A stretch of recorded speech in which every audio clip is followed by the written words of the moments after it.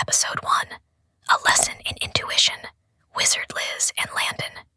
Hi everyone, welcome to Secret Folio. I came across something recently, and I'm sure most of you have seen it by now. The situation between Wizard Liz and Landon, and it struck something deep.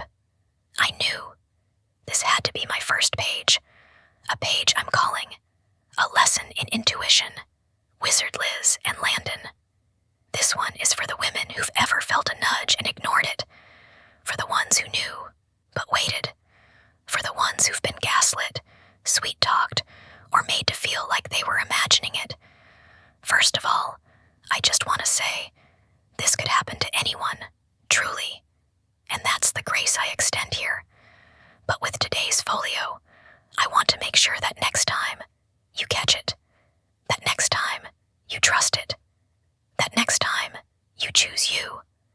These kinds of situations, they happen far too often, and I want you to take a moment, not to overthink, not to justify, but to truly listen to your intuition.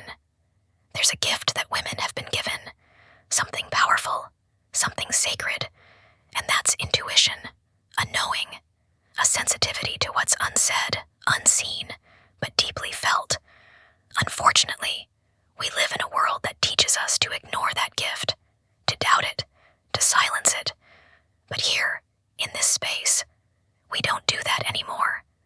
She told him how she felt. She shared her intuition.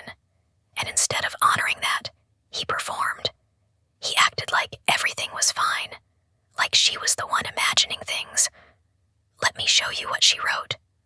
Landon made a Snapchat account to message another girl while she was 4 months pregnant. He told her the relationship was fake, even though all her things were in their apartment. She told him about her dreams and gut feelings, and he made her feel like she was crazy. But she wasn't. She knew, and he still played the part. Now, many of us know Wizard Liz. She's strong, she's wise, she pours into women every day. And that's why this hurts, because if it could happen to her, it could happen to anyone. She's not weak, she's not naive. She just trusted someone who wasn't worthy of that trust. And that's why this isn't about judgment. This is about the lesson. Let's pause for a moment and look at the word itself, intuition. The ability to understand something immediately, without the need for conscious reasoning. That's what makes it powerful. You don't need to explain it. You just know. But here's what happens far too often. You feel the shift. You get the dream. You sense the energy change. And then you override it. You convince yourself you're overthinking. You talk yourself out of the knowing. That's what she did. That's what so many of us do. So what do you do instead? You don't panic. You don't force anything. You just start with you. It might look like taking a break, creating space, not to punish them, but to reconnect with your own voice. It might mean going silent for a while, not explaining, not defending, just watching, just feeling. It might look like pouring all of that energy back into your body, going for a walk, stretching, upskilling your beauty routines. Sometimes it's as simple as buying yourself flowers, eating a good meal slowly, sitting in the sun, reminding yourself that you're still here, still whole, still worthy of love. And sometimes it means having one trusted confidant, someone you can talk to without shrinking, someone who listens and helps you hear yourself. But if you don't have that person right now, write it down, get it out of your mind and onto paper. Because the moment you give your feelings somewhere to land, you realize you're not overreacting. You're just finally listening to what your body already told you. You do what she didn't get to do, at least not soon enough. You pause, not because you're unsure, but because you're about to move with intention. You don't ignore the dreams. You don't brush off the shift in energy. You don't wait until you find DMs or second phones to believe what you already feel in your gut. You take the first whisper seriously. That could mean asking a hard question earlier, not to trap them, but to see how they respond. because truth always reveals itself under pressure.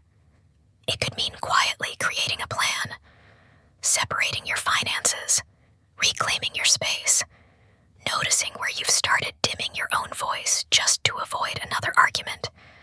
Sometimes it means choosing to leave the first time they betray you, not on the third chance, not after they apologize again, but the first time. And if you're not ready to leave yet, fine, but have a plan. Don't romanticize what they're showing you. Don't spiritualize what's just bad behavior. And don't call it love if it makes you betray your own body's warning signs. What you do instead is you build the muscle to trust yourself earlier next time, to say, I don't have proof, but I have peace when I step away. And that's enough. So to be clear, this folio wasn't created to bash Wizard Liz or Landon. That's not what we do here. This is about the lesson of intuition. It's about recognizing the moment something doesn't feel right and catching it, not brushing it off, not waiting for more damage, just pausing and listening. Because your body always knows, your spirit always whispers, and the more you trust that, the less you'll need chaos to confirm what you already felt. Protect your peace, catch the signal early, and remember, intuition isn't drama, it's direction. This was Secret Folio. I'll see you on the next page.